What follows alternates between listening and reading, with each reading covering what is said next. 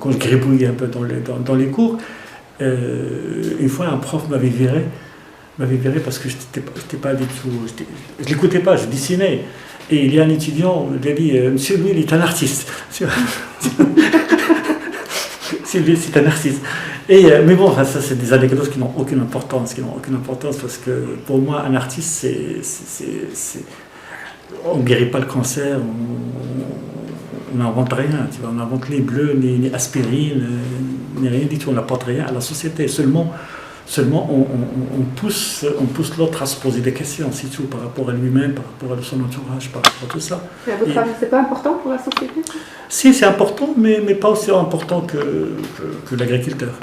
Pas aussi important que le flic qui assure la sécurité, pas aussi important que le prof. Enfin, moi, quand je fais un classement, pour moi l'agriculteur, c'est quelqu'un que je ne peux pas atteindre. Il est inaccessible pour moi, c'est un sacré. Imaginez si l'agriculteur s'éteint. Il n'y a plus d'agriculteur. Il n'y a plus quelqu'un qui va s'occuper de la terre, qui va s'occuper de la nourriture, qui va créer, qui va produire. Personne. Tu vois, on n'aura plus rien à manger. On n'aura plus rien à manger. Et si les artistes disparaissent, si demain il n'y a plus de musiciens, il n'y a pas de musiciens, il n'y a pas de poètes, je ne fais pas de comparaison. Je ne compare pas. C'est-à-dire, on n'est pas dans la rivalité là. On est plutôt dans la complicité. Imaginez par exemple, moi je suis là, vous êtes là, mes enfants, mes filles sont. Il y a une qui est à Marrakech, l'autre personne ne l'attaque, ma maison elle est fermée, personne ne l'agresse, C'est-à-dire il y a un système sécuritaire qui veille. Et moi je suis tranquille, je suis peinard, je suis à l'aise, je fais confiance. Et autre chose, il y a les médecins qui viennent aussi en troisième lieu. Les médecins, ça veut dire j'ai mal à la tête, j'ai pas de souci, je vais à la pharmacie. Et les peintres, c'est les second class citizens, c'est les non, mais c'est là où il y a l'importance, c'est là où il y a l'importance parce que l'artiste, il devrait cautionner ça, il devrait cautionner la société, il devrait les cautionner, c'est-à-dire je donne forme à la société. Je donne forme à ce confort sécuritaire. Je donne forme à ce travail d'agriculteur. Je donne forme à l'humain. Je donne forme à... Parce qu'on est des maillons, en fait. On est des maillons. On est une chaîne. Chacun de nous, c'est un maillon. Et s'il n'y a plus de sécurité, il n'y a plus rien. Il n'y a ni peinture, ni peintre. S'il n'y a plus rien à manger, il n'y aura ni peinture, ni artiste, ni rien du tout. Faut dire. Parce qu'il y a des chaînes qui sont... La pyramide Maslow. Voilà, c'est une pyramide. Alors l'artiste peintre, c'est quelqu'un d'abord qui sait observer, qui observe, et après sentir, puis comprendre, puis exprimer. Alors observer, c'est observer d'une manière introspective et rétrospective et perspective. J'observe ce qui est au fond de moi d'une manière subjective et introspective, et j'observe aussi mon entourage propre, mon microcosme. Il y a le côté microcosme, il y a le côté macrocosme. C'est-à-dire que moi je suis très sensible à ce qui se passe, par exemple, à ce qui s'est passé à Los Angeles il y a 2 semaines. Je suis sensible à ce qui se passe en Iran il y a 1 semaine, à ce qui se passe à Gaza depuis 2 ans. Mais je suis aussi sensible à ce qui se passe dans la rue. Et aussi chez moi, je veux dire. Et après je comprends, c'est-à-dire que si ma mère elle a une frustration, pourquoi? Parce qu'il est sorti chercher des commissions au marché, il a trouvé que c'est trop cher, et moi je comprends qu'il y avait la guerre au Golfe, et qu'il y a le pétrole qui va augmenter, et que ça va régénérer une inflation, et que ma mère qui ne comprend rien, la politique, qui ne comprend rien de tout ça, et va juste trouver que c'est trop cher et qu'elle va avoir des craintes et des peurs et des frustrations. Pourquoi? Parce qu'il ne va plus vivre, il n'a plus fait confiance, il n'a plus vivre à sa guise. Enfin, il a peur de ne pas trouver ce qu'il faut. Enfin, et là, c'est... Mais un artiste, ça veut dire que moi je suis sensible à ça. Ça veut dire que c'est comme la litote. Avec le minimum, on peut exprimer le maximum. Mais là, on est parti un peu trop dans le sens. Mais je veux dire que Au niveau des beaux-arts, c'est-à-dire au niveau des beaux-arts, c'est on se pose la question, à quoi bon savoir dessiner, à quoi bon savoir peindre, parce qu'après on devient des copieurs. Si on copie la nature, mais la nature est très belle. Qu'est-ce que ça peut apporter que si je repeins la peinture, le paysage? Ouais. Je peux très bien prendre une photo et travailler. Et voilà, et non, mais aller directement et le vivre en réel. Et après, la peinture montre l'invisible, ce qui n'est pas visible. Et là, c'est la sensibilité de l'artiste, comment il peut infliger une émotion dans la peinture. Dans la peinture. Mais là, c'est un travail qui se fait. Déjà, il y a un travail, c'est un engagement. C'est un engagement parce que la sensibilité, c'est un engagement. Et ça se travaille. Et après, il y avait la technique, et après, il y a la volonté de partager. Et en Europe, c'était autre chose. En Europe, en France, c'était autre chose. Ça veut dire que... Ça, c'est exactement comme maintenant. Mais à l'époque, moi, jamais traité comme un étudiant étranger. Une fois, je n'ai pas fait mes devoirs. Je dis, bah, écoute, moi, je suis marocain, je ne comprends pas très bien. Il me dit, non, ça marche pas. Ça marche pas avec nous. Tu as passé un concours, tu étais major de ta promotion, et tu comprends très bien ce qu'on fait. Tu t'es inscrit comme tout le monde, tu as le même certificat de scolarité comme tout le monde, tu fais des devoirs comme tout le monde. Ne joue pas ce jeu-là. non, tu es très bien. Et après, j'ai compris que ça ne marche pas.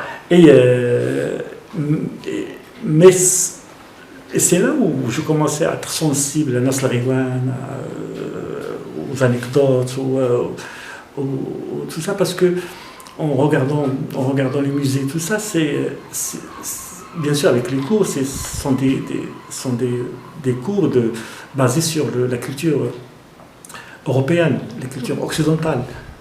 La culture occidentale, c'est-à-dire qu'eux, ils profitaient de l'image, ils ont investi dans l'image, ils ont exploré l'image, exploité l'image pour pouvoir donner forme à leur culture. Et les Européens, enfin, je l'avais compris très tôt, qu'ils sont installés au centre du monde. Un Européen, il détient la vérité. D'office, il détient la vérité. On ne discute pas avec l'Européen. Lui, il discute avec nous. Lui, il nous pousse à justifier, mais lui, il ne justifie pas. L'Européen ne justifie pas, ne justifie rien. Lui, il a la vérité. C'est moi qui devrais justifier. Pourquoi je suis croyant, pourquoi j'habite comme ça, pourquoi je suis là, pourquoi je parle arabe, pourquoi je suis venu là, tu vois. Et bien sûr, sur cette forme... Peut-être parce que vous étiez chez vous? Oui, j'étais loin de chez moi, mais j'étais jamais aussi près de chez moi quand je suis loin de chez moi. C'était la prise de conscience du côté identitaire, je dirais. Oui, pas seulement identitaire dans le sens péjoratif ou dans le sens restreint des termes, mais non, mais c'est le non-respect de la différence. C'est le non-respect de la différence. Mais pas toujours. Enfin, il y avait des moments forts. Une fois, j'ai dessiné comme tout le monde à l'école, et un prof m'a dit, écoute Hassan, mais non, bah, t'es marocain, t'es musulman, t'es arabe, t'es peut-être berbère. Nous, on attend autre chose de toi, ne faites pas comme nous. Et là, parfois, c'est des petites fenêtres qui te poussent à réfléchir. Enfin, mais il y avait il y avait de respect. Il y avait vraiment de respect. Et là, j'avais compris que, par exemple, en Occident, notamment en Europe, avec les études, que l'art contemporain, plutôt l'art moderne, puis l'art contemporain, elle est née d'une rivalité. Et elle est née d'un désir de détruire, de la destruction. Il y avait un art qui est classique, qui est conventionnel, qui est officiel, et après il y avait les avant-gardes qui sont venus, ou les modernes qui sont venus, et ils n'étaient pas acceptés. Pourquoi? Parce que la peinture était trop libre, ou les sujets étaient un peu hors sujet, ou les dimensions, ou la manière de travailler. Alors du coup, ils étaient refusés, et eux, ils ont entré en guerre avec l'académisme, avec le conformisme. Et c'était vraiment, c'était la rivalité. Et après, quand les modernes deviennent officiels, il y a des sujets qui sont devenus très libres jusqu'à détruire la relation avec le Dieu, détruire la relation avec l'Église, détruire la relation avec le pouvoir, détruire la relation avec la famille, détruire la relation avec la société, détruire la relation avec le travail, jusqu'à... C'est bien tout ça, c'est le rôle de l'art. C'est bien tout ça, c'est le oui, rôle de l'art. mais pour eux, chez eux, parce que chez eux, chacun fait ce qu'il veut. Enfin, je veux dire, moi, je suis pas surveillant de l'art, chacun fait ce qu'il veut. Mais moi, en tant que Marocain, arabe, musulman, africain, je travaille dans une mentalité qui est la mienne. Comment je peux aider chez moi avec des principes basés sur la destruction. Nous, on embrasse toujours la main de ma mère. J'aide, tu vois, par exemple, si je vais très loin, un Européen maintenant, enfin en France, en Espagne, en Allemagne, en Italie, pour pouvoir inscrire ses enfants dans le carnet familial, il devrait apporter un test d'ADN pour pouvoir savoir est-ce que c'est lui le père. Ils ont tout détruit jusqu'à cette relation d'enfant-famille. Et on n'a même pas le droit de l'inscrire en tant que fille ou garçon. Non, on devrait attendre qu'il choisisse lui-même son sexe. Alors, si les artistes européens détruisent ou déconstruisent, c'est-à-dire ils tirent l'alarme, c'est des lanceurs d'alerte de la société. C'est des lanceurs d'alerte de la société. Eux, c'est leur problème, mais nous, on n'est pas encore là. Enfin, je veux dire, nous, on est un peu dans le raqaiqi. Nous, on est dans le sublime. On est dans l'amour, on est dans l'enthousiasme, on est dans le. Tu vois, c'est notre manière de voir. On écrit de droite à gauche, on n'écrit pas de gauche à droite. C'est pas la même mentalité de réfléchir. Et moi, ça m'a vraiment perturbé. Ça m'a vraiment perturbé parce qu'à un moment donné, c'était limite ce que je veux continuer ou bien changer. Et c'est là où je suis tombé sur cette notion de harraga, parce que je suis venu en vacances en 90, 91, enfin, c'est fin 90, début 91, et moi je suis originaire de Tangemed. À l'époque, c'était juste une plage de Dalia qui était très déserte. Et là-bas, il y avait les pêcheurs pour pouvoir pêcher le poisson qui coûte cher, c'est le gorassi. Il vit à 300-400 mètres dans des fossés, dans des fosses au fond de la mer. Et du coup, les pêcheurs, ils attachent une pierre au bout de la palanque, je crois, ça s'appelle la palanque. Ils attachent une pierre. Et du coup, donc c'était ça, là, voilà. Et le matin, très tôt le matin, que ce soit à 4h du matin, à 5h du matin ou à 4h d'après-midi, tout ça, ça veut dire au moment où